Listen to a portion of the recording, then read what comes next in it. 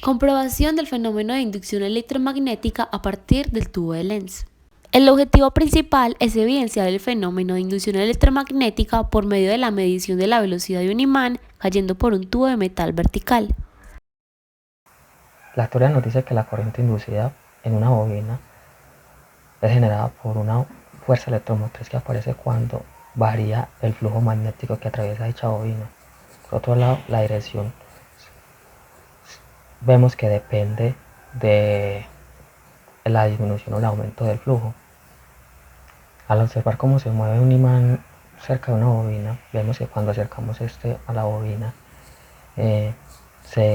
la corriente inducida generará un campo magnético que se opondrá al aumento del flujo magnético, mientras que cuando alejamos el imán de la bobina, la corriente inducida generará un campo magnético que se opondrá a la disminución del flujo magnético. ¿Esto qué nos está diciendo? Que el campo magnético generado por la corriente inducida se opone a la variación del flujo del campo, a la variación del flujo que atraviesa dicha bobina. En concreto, ¿qué nos dice la ley de Lenz?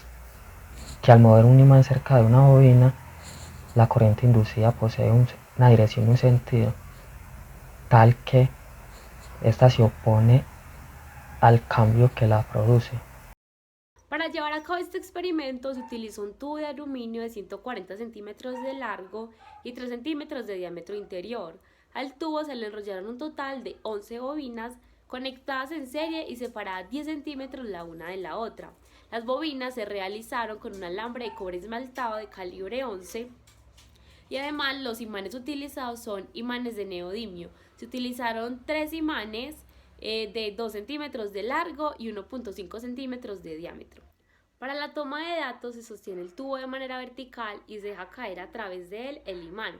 Los extremos de la serie de bobinas están conectadas a un osciloscopio. Este osciloscopio únicamente detectará una señal cada que el imán pase a través de cada una de las bobinas. Esto nos va a permitir conocer cuánto tiempo le toma al imán pasar de una bobina a otra y posteriormente saber la relación que hay entre la posición y el tiempo del imán dentro del tubo. En total se dejó caer el imán 35 veces. En la imagen se muestran las señales registradas por el osciloscopio. Se puede ver que son una serie de ondas que representa el recorrido del imán por el tubo. Se tomaron las medidas del tiempo teniendo como referencia el pico más alto de cada onda y en correspondencia con la escala de tiempo del osciloscopio, que es de 200 milisegundos. También se conoce la posición porque las bobinas están igualmente espaciadas 10 centímetros una de la otra. Lanzamos 35 veces el imán para tener 35 medidas y luego, haciendo uso del teorema del límite central, se tomó la media de estos datos y se calculó el error para tener una medida más precisa del tiempo que tomó el imán para pasar por cada bobina. Luego de tener los datos, los graficamos. En la imagen se puede ver la posición del imán en función del tiempo. Claramente se puede ver que la velocidad del imán es constante.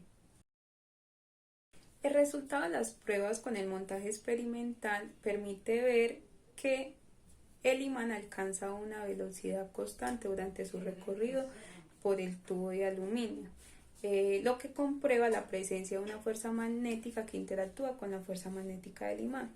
Se concluye que esta fuerza magnética proviene del imán y de la corriente eléctrica que circula en las paredes del tubo. Dicha corriente solo se le puede atribuir a la inducción electromagnética, producto del movimiento del imán dentro del tubo, haciendo que el flujo magnético a través de cada espira teórica varíe.